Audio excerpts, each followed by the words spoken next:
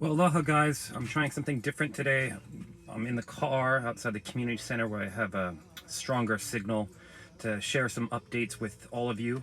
If you've just joined my channel, thank you for hanging out with me and all doing our part to help keep this story relevant about what's happening on Maui. So I hope you guys can all hear me and that the signal's fairly good. But I did want to share some things that I found were pretty important today. As always, everything I'll talk about, there's links in the description. So if you want to find out more about what I'm talking about, please check out those descriptions. There's videos, there's articles, there's a whole bunch of things there for you guys. So as always, right, 93.5 KPOA, great source of information for music. And then I have the Luna Strong Athlete Fund. I was an MIL athlete myself, a coach at on Maui for many of years. So helping out the kids, I think, is always crucial, whether it's through coaching, volunteering. But the Lahaina, the Luna Strong Athlete Fund is doing quite a bit already, and it is the season has started. Kids are getting to play football, all the other sports, so that's a real positive thing. And then I also have the Lahaina Ohana Venmo account, which is an Instagram sharing families and Venmo accounts for ways that you can reach out to individual families, which seems to be one of the best ways to help people affected by the fire. And then as always, I have the daily tourism numbers, which, you know, it's probably at about around hovering around 3,000 right now.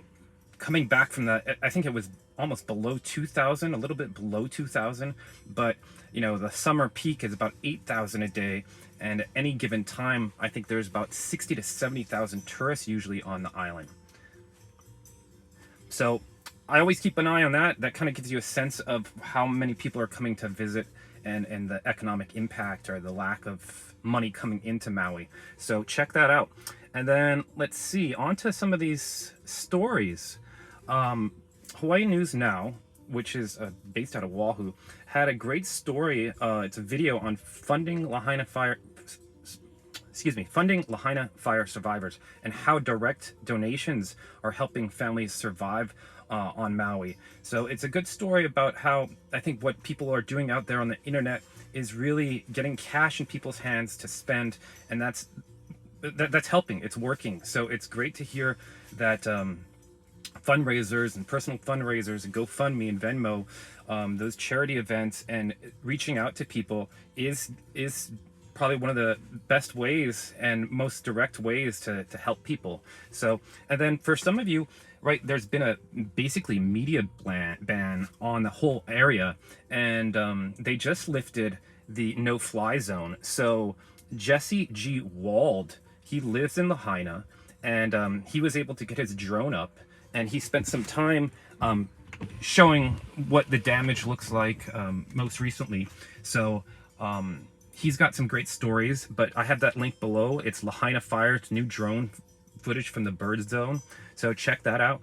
And then really good news, the banyan tree is actually has some shoots. The banyan tree has some green on it. So I have a video. There's also an article out there that's talking about the first signs of life on the beloved banyan tree, which, right, is 150 years old and really at the center of the town and symbolic for so many reasons.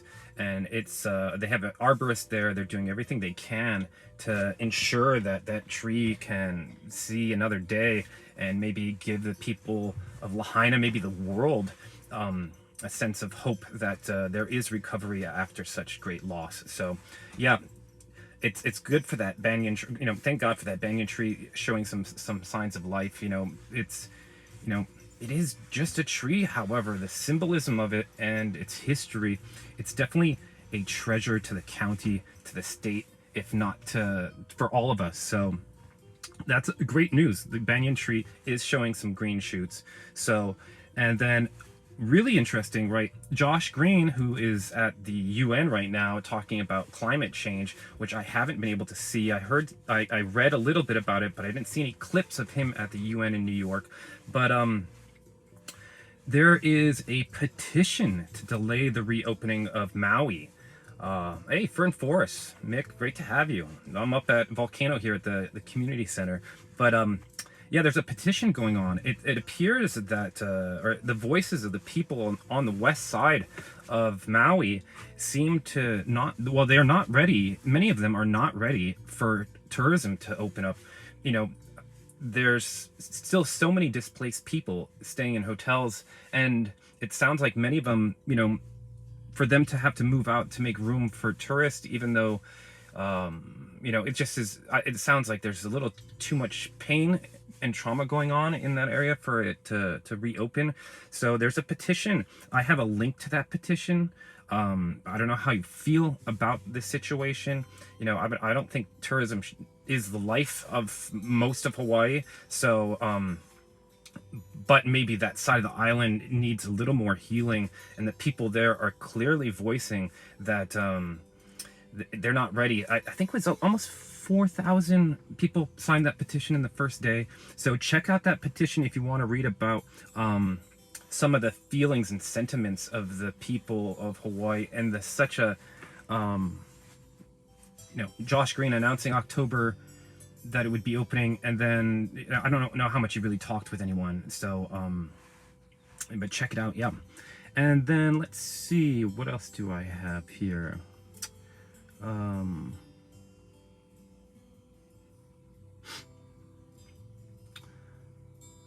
Really not too much other. I do have a story from NewsNation, which is a global or a national news, about two people, Matt and Zane Schweitzer, and they're Lahaina residents, and they were talking about their concerns about the reopening of that side of the island. And it's great to get some national news on these very sensitive subjects, because I think people really have an interest in what's happening there. So, and let's see, right, Christina's back. She's at work. Yeah,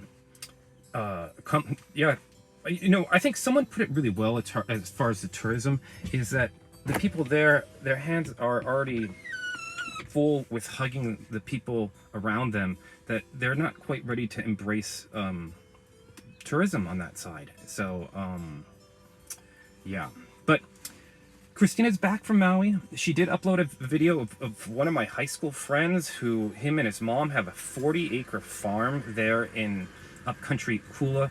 Extremely hardworking people, and they pretty much lost everything. So Cristina has a video. I have a link to her station below, and she has a GoFundMe, Nui's Farm, and anybody who's been to upcountry or is familiar with Nui Farms, you know, they have a great Thai food truck that my friend works at, and just amazing people. So she's gonna have more videos of her reflections and thoughts, and I hope that we can do a live stream in the next few days, and some of you guys can talk to her about her feelings and what she saw there.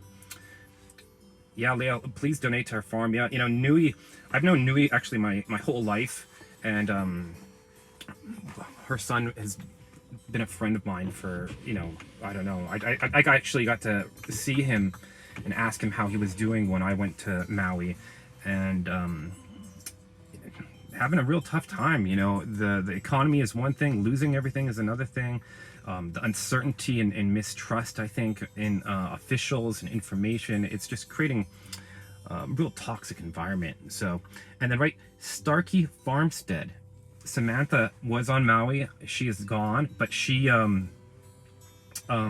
did a lot of video work when she was here, a lot of her own investigative reporting, and telling stories, helping fundraise, came with some money. Really kind of an ideal tourist to come to the island, someone who's compassionate, someone who really just wants to help the people and listen to the people. And, you know, that's I think what the island needs. So check out some of her content. I guess she has plans on coming back, and I think it's a story that resonated with her, called her to action, and she discovered a whole bunch of things that I think were new to her. You know, it was a discovery process, and I think part of that is under, you know, the lack of information. And you know, I talked about in another stream about, what is it, OMG James O'Keefe coming and actually filing a lawsuit about First Amendment, 14th Amendment rights. And I was thinking about it the other day. I was like, why is it that these YouTubers have to come? I'm glad that they are to do this, but it's kind of sad that the Maui Now, the local news aren't bringing up these major issues of First Amendment rights and 14th Amendment right with this proclamation and the no media zone there. Where is the investigative reporting? It's coming out of individuals who have concern over these issues. But I really think it would be great if some of these, or maybe just investigative journalism in local media it's been absent for a while, but boy, we sure need it more than ever. But thank God we do have people like Samantha, like James O'Keefe and others, many others who are paying attention to this subject and really want some answers from these officials. So, and I do have a very funny story that I'll tell in a second, but I'll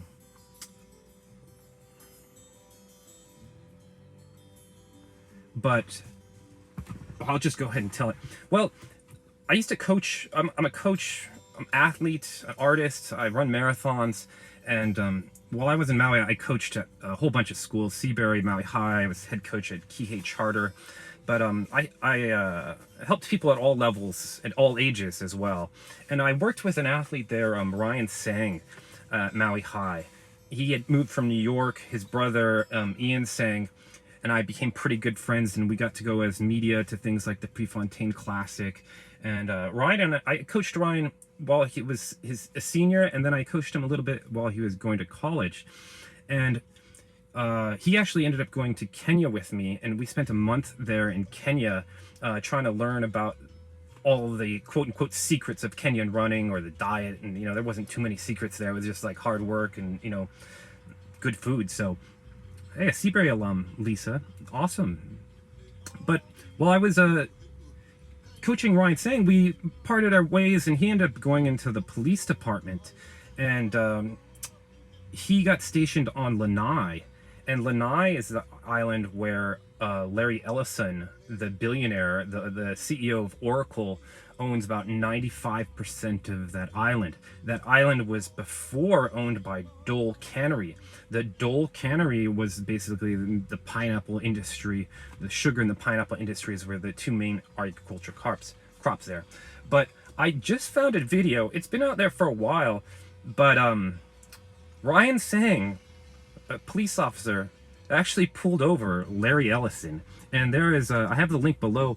There's his body cam footage of him giving a citation and talking to his other cops as this is all happening. But what a small world to know someone who actually got to pull over and cite Larry Ellison. What does that really mean? I don't know. It means the world's a pretty small place, and it's amazing how connected many of us are to these amazing stories. But also, I think that there's so much attention right now on, I think, socioeconomics and the economic gaps of the has and have-nots. And here in Hawaii, as you might have seen, yes, Mike Yodler, yeah, he filed a lawsuit. There's a link to that below, and if you want to read the lawsuit, it is only 17 pages. It does go over all those First Amendment, 14th Amendment, and is, I think, really crucial for all of us to be up to date on what our rights and protections are, so that people don't just simply walk over them, and really with no regard to these constitutional protected rights that need to be tested and need to be challenged. Otherwise, I've said it many times, it seems a little too much like Animal Farm or 1984, where these people are just rewriting the rules, and there's really not much check on by the people. So this is bringing up some major issues on freedom of press, due process. He's Eric West lawyer. Very interesting. Yeah, and I don't know if you noticed, right, 2 days ago, Eric West also had about how to file a claim. It's a 60-day period. You don't have to be from Hawaii. I filed one against Josh Green right before that lawsuit went through. I had one rejected. I still haven't done one for Pelletier. Those things you want to have notarized, but check out those links. They're very useful for all of us to be educated about what rights we have, and that, you know, while the judicial process, I guess we're going to get to see how democratic the judicial process here is in Hawaii, as the number of lawsuits and challenges to the state, to businesses is, you know, just lawyering up. And it's been great to see all the feedback from people watching some of the videos that I've rebroadcasted of Akaku 53, their county council meetings. I'm going to try to keep an eye on these county council meetings, these testimonies that are coming out. They're very powerful, very empowering, very impassioned. And also you can see the wear and tear that this ongoing disaster is having on the people, specifically of Lahaina, right? My background, I grew up in Maui. I lived in Kula for about 30 years of my 45 life. After high school, I went to school on the East Coast. I transferred to University of Oregon, went to law school for a while, finally missed Maui. And with Cristina, I asked her, you want to move back to Maui? Move back to Maui. Lived there for from 2005 when Katrina hit, until we had a wonderful place up country above the Holy Ghost Church, above the tennis courts. It was kind of a dream. We were on a total of 50 acres that bordered another like 130 acres or something ridiculous that was all pasture land. And yeah, we're all citizens reported. So we lived up in Kula and had a 360 view of the island from our roof. And you know, it came a point where we realized that we were going to have to move. And when we looked at our options, the housing crisis in Maui, the prices there, we were kind of priced out of it for the type of income that we were making, and really didn't understand how. The cops hate me here in Volcano. Yeah, luckily it takes a while for them to get anywhere here, but that's unfortunate to hear. But so in well, actually, was it when Leilani Estates erupted? It was real bad press for the Big Island, but I thought maybe that'd be a good idea to look for land because people might want to sell. So we ended up buying land in 2019 and moved out to the Big Island here, where we can own land. We can, you know, I built our own home from bottom up with our neighborhood friends. We live a simple life. You know, we live off grid. We collect our own water. You know, fruit trees. You know, we do everything we can to live a simple life. So, and that was because the average price on Maui for a home was $1 million. So, you know, some of these people who've lost everything, you know, I'm not sure, but my understanding is, you know, mortgages still have to be paid even if there's no home. You know, how do you reconcile all this outstanding debt that people have? And, you know, Maui's losing, some people think, $10-11 million a day because of the lack of tourism. So that's going to be real hard to replace that kind of money. So, and then right along the lines, I've been wondering myself about the Oprah and Rock fund and all the hype it got and all the negative hype it got. But, you know, I had told some people that it would be in their interest if you live in Maui to apply for this, however you feel about them. And it looks like they have, 2,000 people signed up.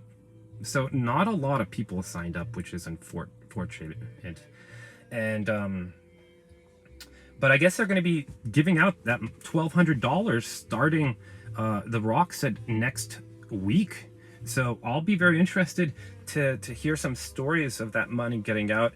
You know, when you make those kind of promises, and even if it backfired on them, you know, you're putting your neck out there, and people may be counting on it. So, you know, yeah. But, you know, if you do know anybody on Maui, I would apply for that for whatever it's worth. You know, I've talked about this with Cristina and my parents quite a bit about this disaster. And one of the hardest, the hardest qualities, I think, and it's not just in this disaster, but it's being humble enough to ask for help when you need to. And sometimes you have to swallow your pride. Sometimes, you have to admit when you're wrong. Sometimes you just need to ask for help. And it's I'm sure most of us have done that in our lives at some point, but obviously this is on a much larger scale. Yeah, if you can, please like it. And basically what I'm doing here is just trying to share what I'm processing daily with other people on YouTube, so that some of the information that I'm gathering I can just share and spread with all of you. So if you like what I'm doing, fortunately my channel's had great growth. It's very unfortunate that it's been over this subject. I've been a YouTuber since 2008, and I just thanks, Ty. And while I was in Maui, I did nothing but videography of everything that I liked about the island. So if you're new to this channel, check out become a reporter. Yep.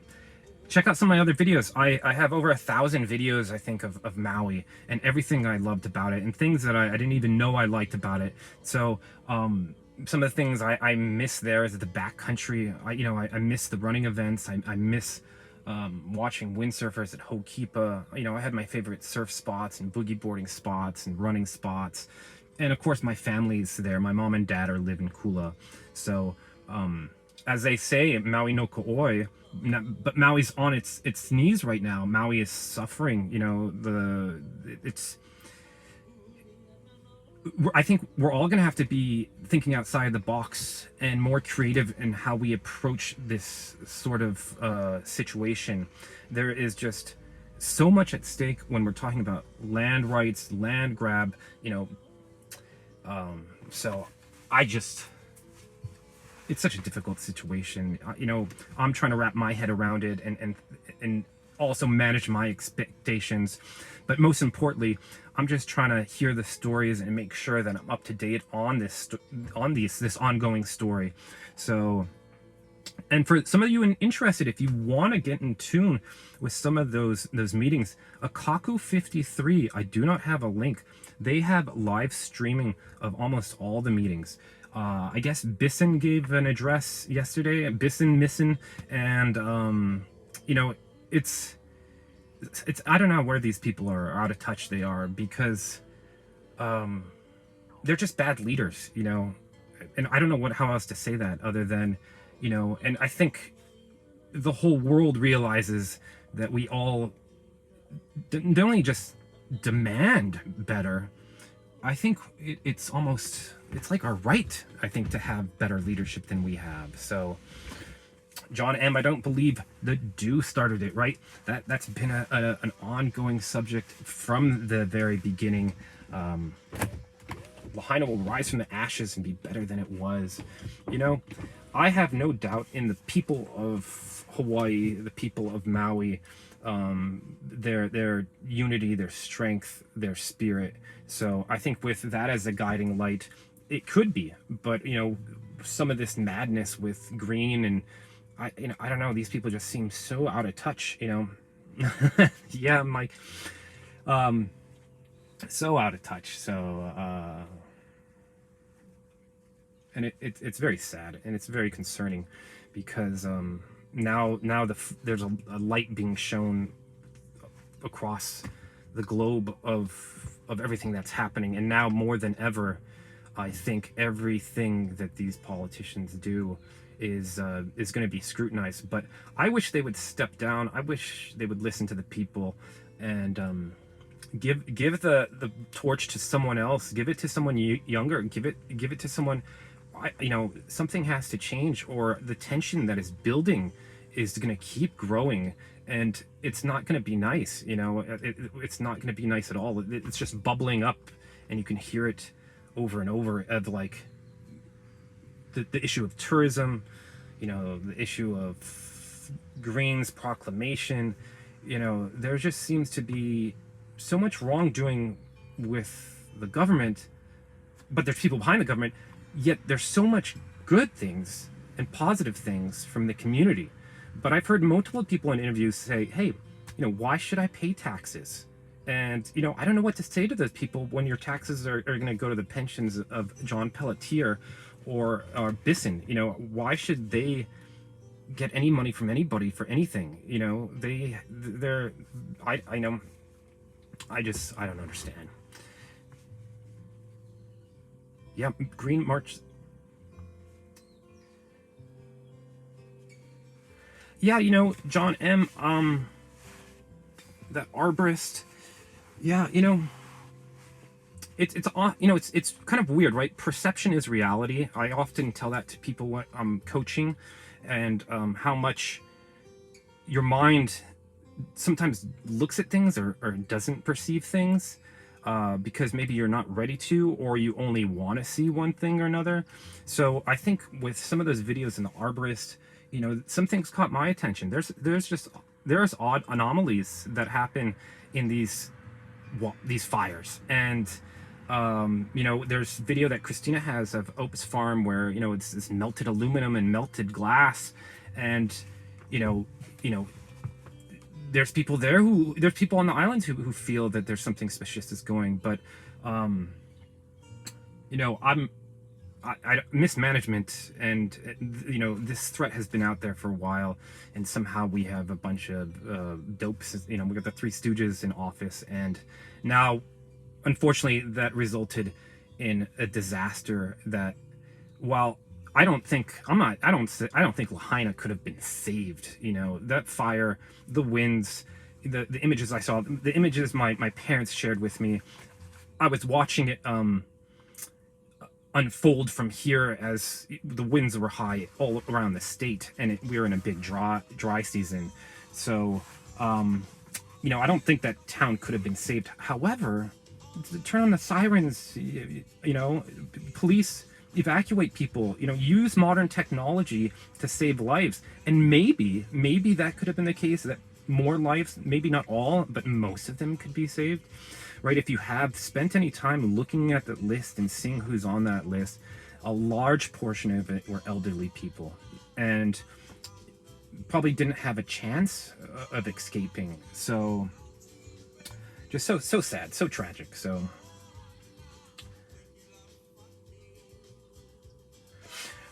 yeah, asking about the hurricane. The hurricane was far away from us. It is hurricane season. Hurricanes often come close, sometimes hit the islands. Iniki went right through. But I think the key with that hurricane is it wasn't just that hurricane. There was a system above us, and that system and the hurricane created very intense winds far out from the hurricane. I think Samantha did a video talking about, if you ever been to Maui, if you ever, I'd go to Ho'okipa quite a bit to film windsurfers. And, 25-mile-an-hour trade winds is like typical there. It's almost like a hurricane all the time. The wind comes straight through the Central Valley and then circles around. But those winds were extremely high throughout the state, even here on the Big Island. Christina and I actually made a choice not to go out to the South Point here. I wanted to go see the large surf that was coming with that hurricane. But given the high winds and fire danger at about midday, I said, you know what? I don't want to get stuck out there. And then sure enough, a fire started not there, but a fire started in Kahala Ranch, which is on another part of the island, another dry part of the island above Waikoloa and Kona. So, right, not only were there multiple fires going on in Maui, there was a fire here on the Big Island. So, there was fire everywhere pretty much. And that's what I think, Maui was dealing with, the inability to understand what that meant, or how to, somehow completely missed any evacuation notices in Lahaina. So just so sad, so scary, Mike grew up in Reno, and I'm interested if there's anybody, where are you guys from? It's I'm always interested to see where you guys are from, and and sharing some of your stories of Maui or Lahaina, or upcountry Kula. There's a lot of people. It's sort of shocking. Cristina was saying how there's some people who live in Olinda, which is not upcountry, but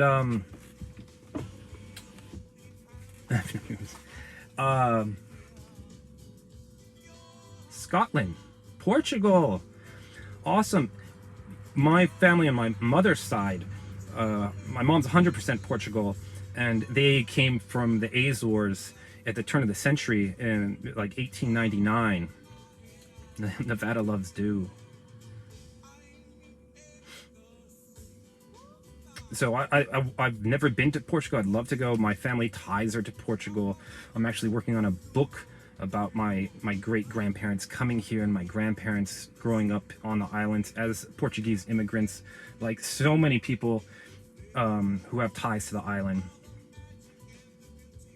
In Philly, yeah, I actually went to Temple Law School for a year in Philadelphia.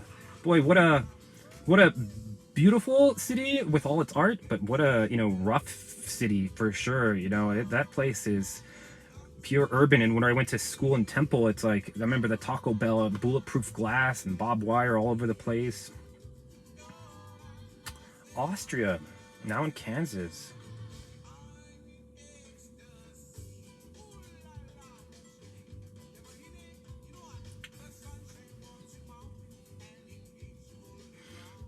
But, I don't know what to say. Yeah, the Azores. Right, King Kalakaua, when the people of Hawaii were basically decimated by disease from the missionaries and Europeans, reached out, did a global tour, and brought in labor to the islands to work on the plantations, because the population of the Hawaiian people had drastically dropped by about 90% through exposure to diseases that they didn't have immune systems to. So my ties to the island, as well as people from Japan, China, or Chinese were some of the first immigrants to Hawaii, but it really made Hawaii they call it a mixing pot, or all these different cultures came to work in these plantations for to start a family and to make money. So Lahaina, before it was a tourist hotspot, was a plantation. Before that it was Hawaiian King or Whaler, and then before that it was Hawaiian Kingdom. So a lot of history there, but a lot of generational wealth made through many decades, not a century, of people working in plantations for and if I didn't work on a plantation. I actually worked on a strawberry farm growing up, which was a lot of hard work. But friends of mine who did work in plantations growing up, working on a pineapple field in the Lahaina sun or anywhere in the humidity of Maui, Hawaii, is not fun. I don't know if you know, pineapples are very thorny and spiny, the whole bush is, and you have to wear long sleeve out in the dust. So real hard work, and everybody that in my family, my grandfather worked at the plant, at the cannery. My mom had a short stint at the cannery. It's something that most people, especially people older than me, had spent some time working in a plantation or cannery at some point. So real difficult work, but helped create, for example, with me, my great grandparents were able to buy land on Oahu and establish a family and actually grow assets, and compared to the lives that my great grandparents had in the Azores, where there was no work, disease had famished the wine there in Madeira, and the Azores were really hurting. So Hawaii was a gem to all those people who came here to establish roots on the island. And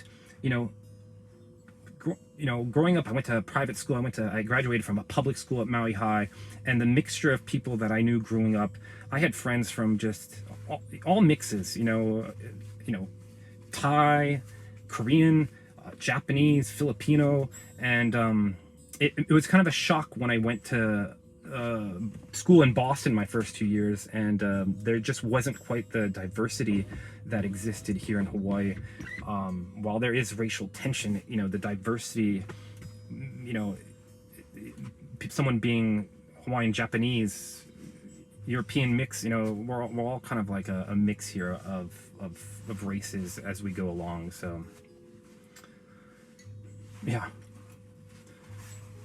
But, you know, I'm probably gonna just be here for about 5 or 10 more minutes, but we are a beautiful melting pot. We sure are, of terms of language and culture and food. You know, the Hawaiian cuisine is something that is, you know, whenever I would leave Maui, I usually go to the kitchen, and whenever I came back, you know, I would usually go to the kitchen and have chicken katsu was one of my favorite, but the Hawaiian cuisine, the mix of Asian fusion, you know, the amount of fresh fish, you know, we have fresh ahi or tuna here all the time, and it's something that you can pick up at Foodland or Safeway, you know, and very fortunate, you know, here living here on the Big Island, we have fruit everywhere, so papayas, mangoes, dragon fruit, and they grow here, so there's an abundance of great food here in Hawaii. Mangoes are probably my favorite, and dragon fruit, but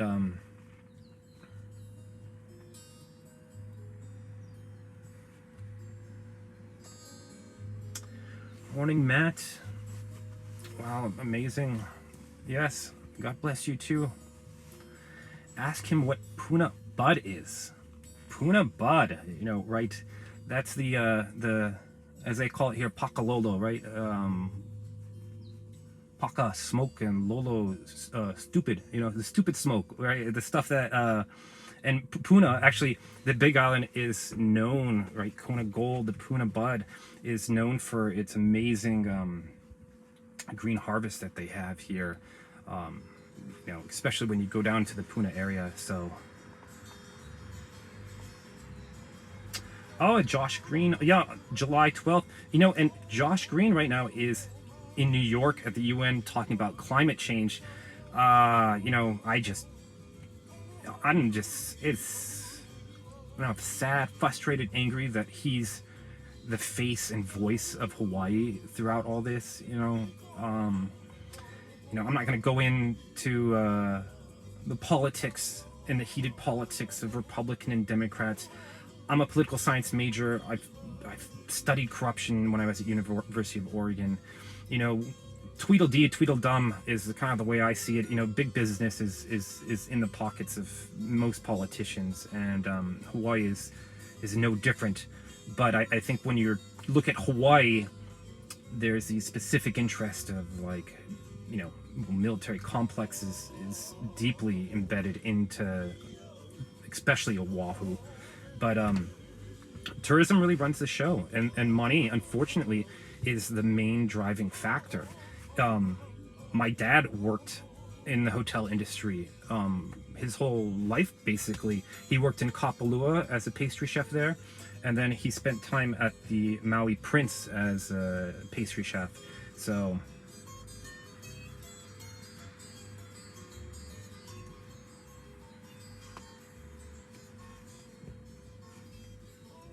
he makes me sick to my stomach. I know. What can we do to change the face of Hawaii? You know, I don't know what we need. We need Marcus Mariota or something, or somebody. I don't know, you know. Cops here in Hawaii suck. Ocean View the worst. Yeah, you know. You know, well, I'm always careful to make generalizations, though, because yeah, there's a lot of bad stories about cops, but there, you know, I've known good ones and bad ones on Maui, and one of the nicest ones I knew, Mark Vickers, worked there for a while, and his brother was a Maui High grad, the same school I went to, and had one of the most dangerous jobs that I know in the world. He was a bomb diffuser during in the Middle East, and he was involved in the deadliest I think incident where Navy SEALs, number of people, dogs, everybody got taken out by an RPG in a helicopter. And Mark Vickers, Maui police, his family, you know, I helped them, Cristina and I helped them. They did a race every year for his brother who had lost, And that guy was one of the nicest people who I know, and he was a police officer. But I think the toxicity that Pelletier has brought in of the morale before this happened is clearly, was clearly a flag to many of. There's just so many odd things why they wanted to have Pelletier. I said this before, right? Before Pelletier came in, the former chief of police had a hit and run and left the scene at the mall. So pretty petty, but not showing a disregard for the law. Yeah, he's also the coroner. Yeah. And along those lines, I do have a video at the bottom of the description here, and it's about these two police officers who try to arrest this lady, and they have to go to trial, and it's really scary how the guy didn't know Miranda rights, and barely knew, constitutional rights.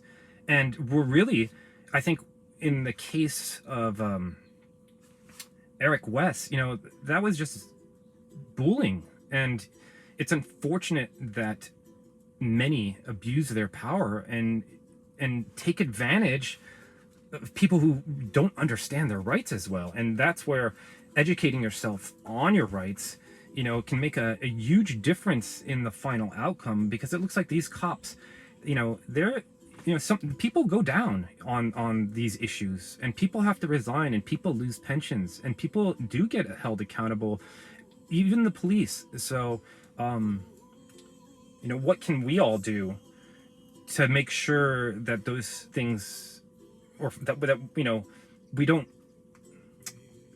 we look at, you can't unsee these things, right? That's the hard part, is when certain things like this happen, or with Eric West, that whole, after that happened, I went and read the proclamation, and I was looking, and where were they getting this?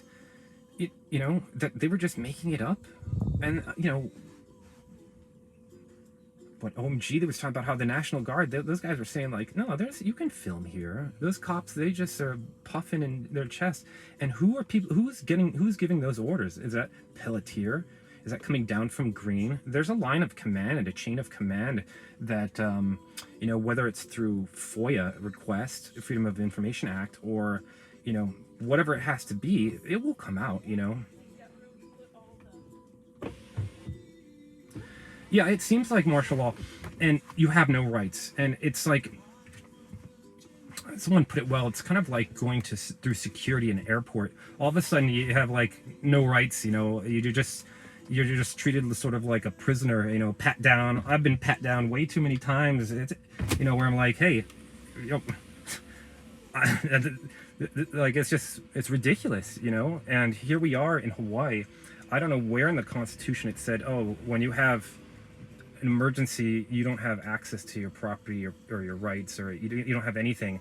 And it's being challenged, but it's already happening. It's still happening, and it's just, it's so frustrating, because, you just have to go get arrested and go through the whole court system to show them that they're wrong. Is that what it's going to take to show how they're abusing their power? And not, where's that protect and serve, the oath that they take to the Hawaiian Constitution, as well as the Constitution when they're sworn into office?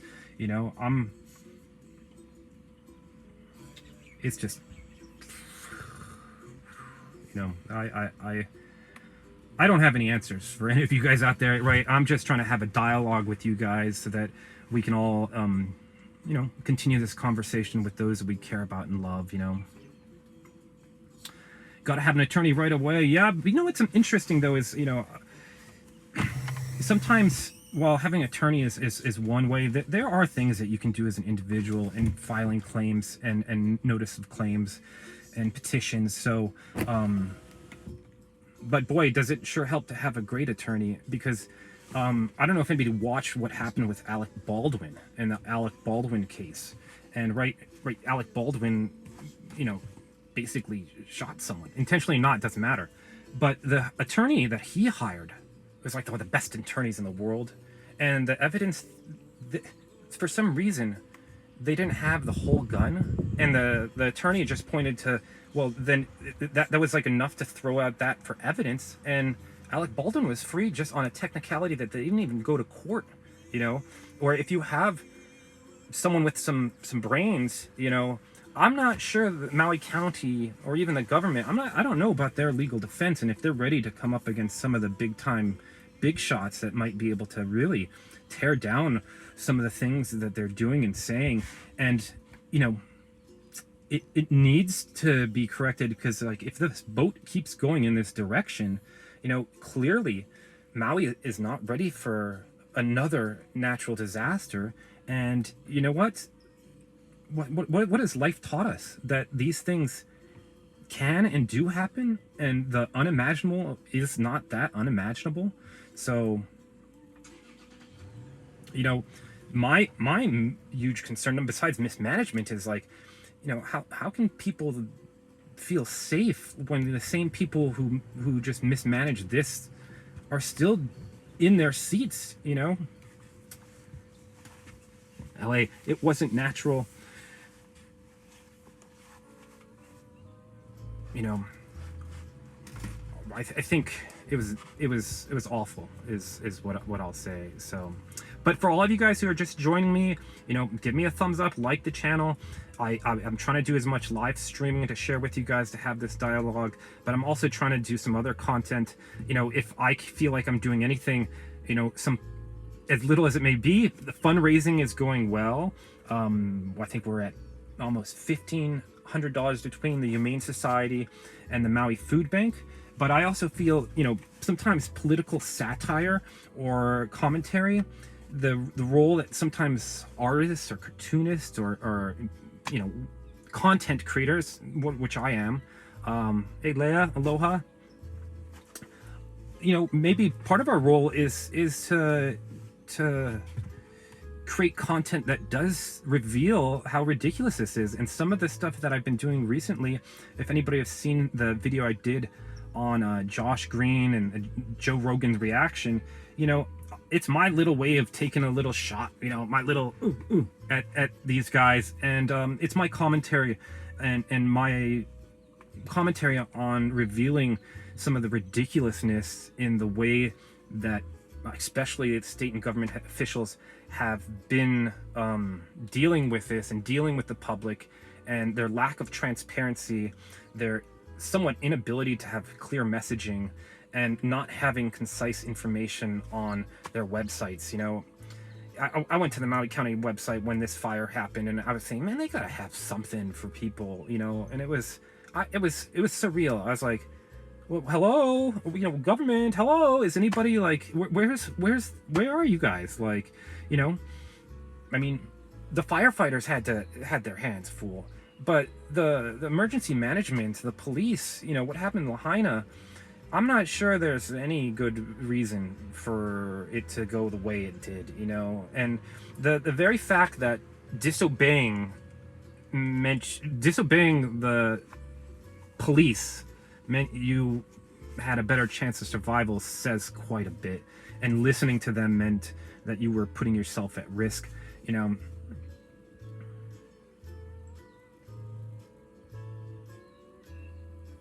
Yes, I live on the Big Island, Catherine.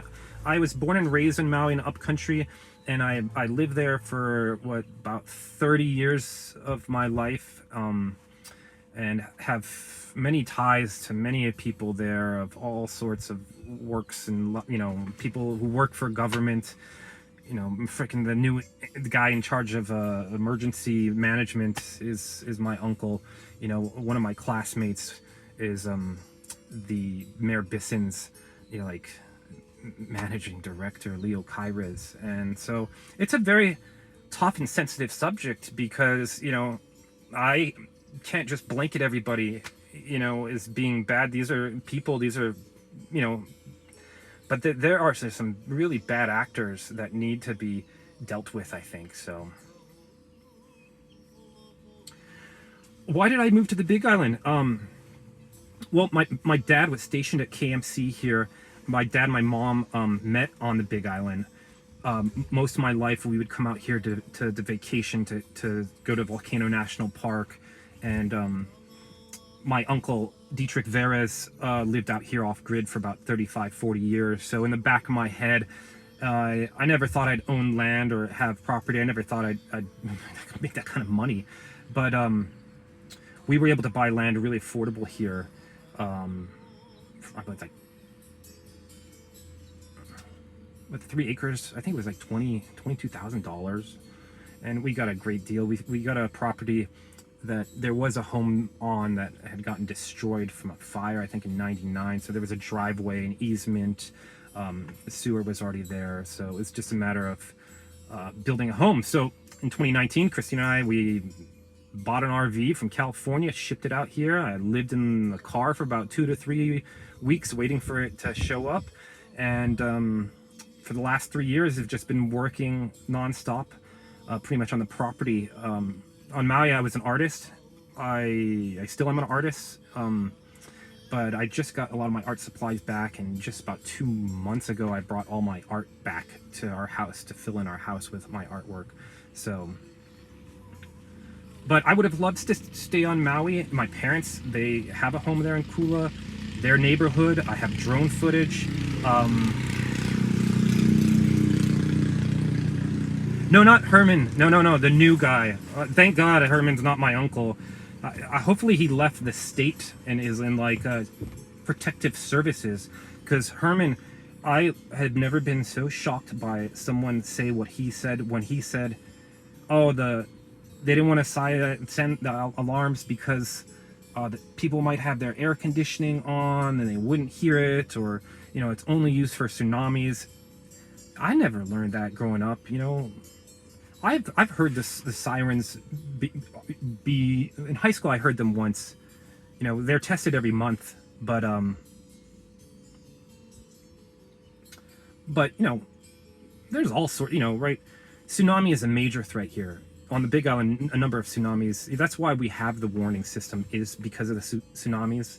But, you know, they're for everything. You know, if Kim is going to launch a weapon, or Putin's doing his stupid shit, you know, it'd be nice to know that you have a few minutes or something, you know, but completely reckless, you know. And Josh Green backing up Herman and saying, oh, you know, he's from out here. Well, he's not from Hawaii, but he worked as a doctor out here in the southern area of Kau. And, you know, for him to back up with what he was saying was, you know, and I don't know if anybody of you got it. I don't know if it was someone from FEMA. At one point he said, he referenced to everyone there as enlightened leadership.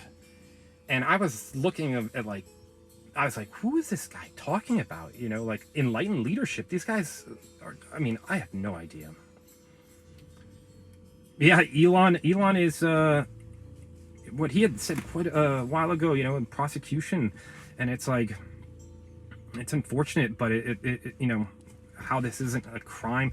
And you're right, there's some lawsuits against Hawaii Electric, and there's lawsuits from different angles. One of them that I found interesting is that they were notified by attorneys, I think on August 10th, like 2 days, that, right, that was a crime scene. An investigation needed to be done, but they removed evidence. And a third party, whether it's county or state, right, whatever they had to do, but they removed evidence before investigators could get to see and make sense of what the cause was. So even if they turned down the power lines, the fact that evidence was removed is not good at all, right? There's another lawsuit from shareholders going over the fact that they didn't implement any mitigation plans for fire disasters. So, yeah, it's the state who filed, but there's keeping track of the lawsuits, there's probably a dozen, or if not more. And to everybody, Bishop Estates, Hawaii Electric, you know, the mayor, emergency management, you know, county, everybody's gonna get sued in this, and that's probably why they're being quiet, unfortunately. But screw that. We need leadership. We need people to go have town hall meetings, to go meet with the people in Lahaina. Josh Green should be going to Lahaina and meeting with those people before the UN, if I'm gonna say my 2 cents. So unfortunately, he doesn't, I don't know who he listens to. So, and he has his silly green boards that, if you've seen any of his presentations, I don't know, man. It's like, has anyone ever heard the science for anything other than a test? Yes, I was just saying I heard them once in high school where we had a tsunami warning, but most tsunamis we have like 5 hours or so, unless the earthquake is caused from here. I'm not sure if they used the sirens when they had the fake missile alert. I was actually at Jaws and we were out of communication, so we didn't even know anything until we came back. Whatever happened to the guy who shut off the water? Yeah, that's an issue that I know people in the county council and have testified about, the permission for the water there. I don't know that much about that specific thing, but I know that is a heated topic, and there's some unanswered questions that there was no water in the hydrants there. So, and really they have to address these things, because Maui is still a tinderbox, and it's the whole island's completely dry. The fields are dry, it's not like here in the Big Island where it's always green here, even when it's a dry season. We're in the rainforest, and surrounded by giant trees.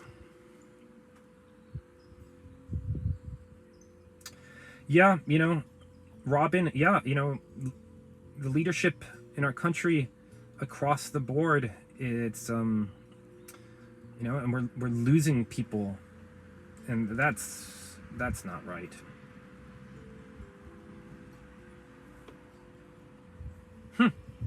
I didn't hear about that, about the guy, about the water and fleeing.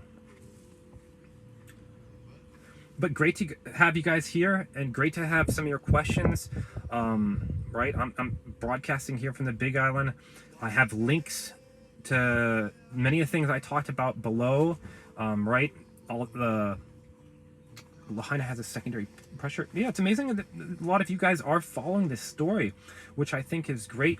And I think the more collectively we work to share these stories.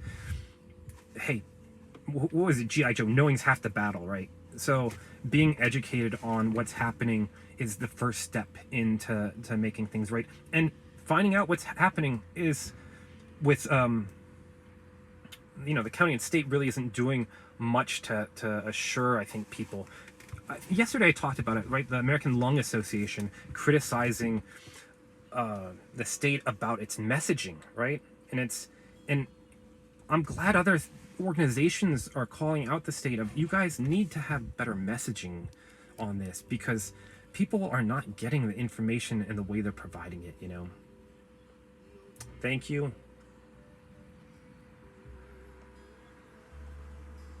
Yeah, not all the boats burned. Many of the boats burned, and that the waters there, the concerns of the toxicity, it is, and cleaning the harbor. There's people who, that's, that area is still a disaster.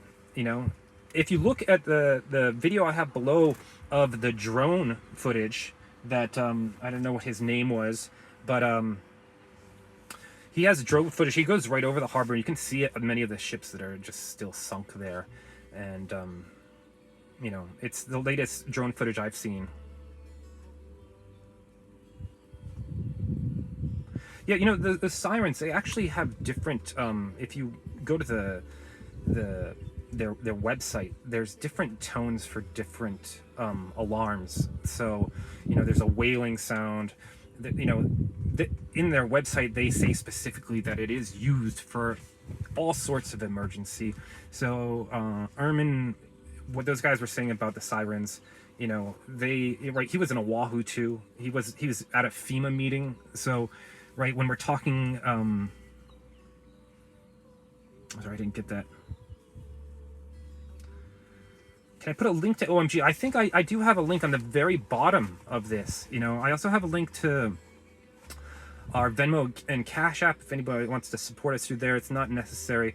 And at the very bottom, I have a link about when we moved to the Big Island, which actually is like a highlight reel of a lot of my memories there on Maui before we left. So that's a sort of a little memoir I did. And if you want to see what it looked like where we lived in Kula, it's a mix of a whole bunch of things, and it's a mix of all the things that I really missed about Maui. You know, I'm very happy to be here in the Big Island. You know, it's different out here, but it's all these islands are unique. You know, and so far I can't complain too much about our mayor here. You know, he's been pretty good, and I'm happy for that. You know, right here on the Big Island, we have major disasters that happen. You know, right, there's Leilani Estates just happened not that long ago with 2018, and that was 600 homes lost as a whole bunch of fissures broke up in a neighborhood area. And you know, this island is alive. The Big Island is alive. So the volcanic activity, you know, the civil defense here deal with lava fields. I don't know who the guys are who bulldoze new roads over these lava fields, but there's guys who have probably decades of experience of working in these lava fields that, you know, pop up all over the island. So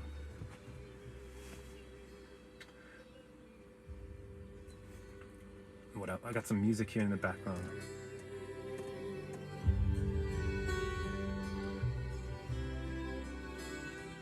He stayed in 2018. Yeah.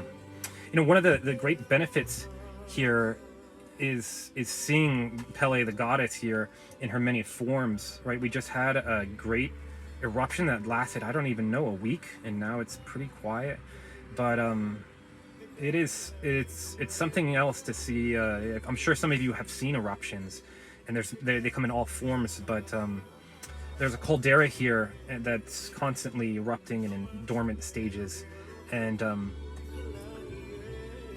I think over the last, I don't know, it's like a time machine, but in the last year or 2 years, the caldera went from being a pit that was, I think, 1,500 feet and had a thermal lake, and that has almost completely filled in with lava, you know. And it's this process of just filling, collapsing. Yeah, Trudy, come to the Big Island. The Big Island's a beautiful spot. We have waterfalls, we have eruptions, we have the tallest mountain from the sea floor, Mauna Kea, most active volcano on the planet. You know, Mauna Loa. We got to see Mauna Loa. There was actually one point where we had 2 eruptions going on, and there was snow up on the mountain. It was like, like a dream. You know, it's like a dream state. So, yeah. You know, if you like rainforest, if you like jungles, when Cristina and I were looking, we stayed at many Airbnbs in the volcano and fern forest area, and then almost all of them were off-grid. But there's some sweet little places where, you know, just birds singing. We have giant ohia trees. You know, our yard, there's trees that are probably 400, 500 years old. You know, tree ferns. You know, it's but lots of rain. I said March we had 60 inches of rain in 1 month. So when it rains here, it is the first, when we had the RV, we had our first heavy rain. I think we had almost 20 inches in 2 days, and you couldn't even think the rain was so loud. I felt like I was in a boat. I didn't feel like I was in an RV, and yet the rain it doesn't puddle up here. You know, it goes through the ground, and it you know, but rain that just, you know, I have a book with Hawaiian words, and it's amazing the number of words they have for rain and the many different forms of rain. You know, the gentle rain, the hard rain, the sideways rain, the rain that comes up from your feet, you know. we definitely have a little bit of that everywhere, you know. And today, like, I love running. That's why I live up here by Volcano. Is I love going to the park and hiking and spending time in solitude and just going running and out in the middle of the lava field. And today when I was running through the caldera, it was like there was a constant rainbow, bright rainbow behind me, and I didn't see anyone out there, and it was just, you know, it's like, it seems like a dream to me. So I feel very blessed. Yet to reflect on what's happening on Maui, you know, that's just an island over. My parents are in good spirits.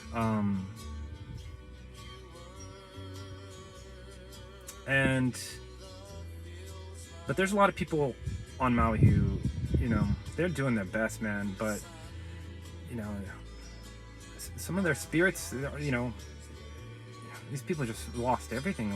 You know, it's,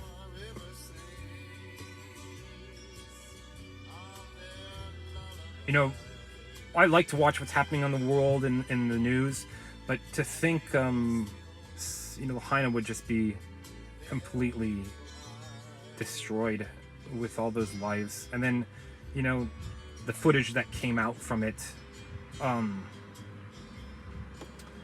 just completely devastating, you know.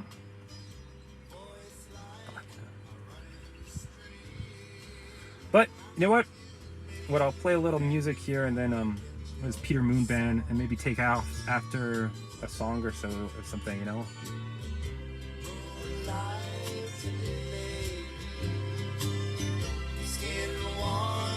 Yeah, I'm so glad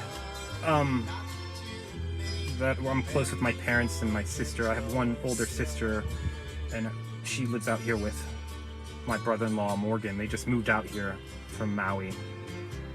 But right, it's in times like this where you realize, hey, family first. And we've been all taking our time going back to Maui to spend time with my family and just sit and talk with them, you know. When you have health, you have gold. Yes, right. I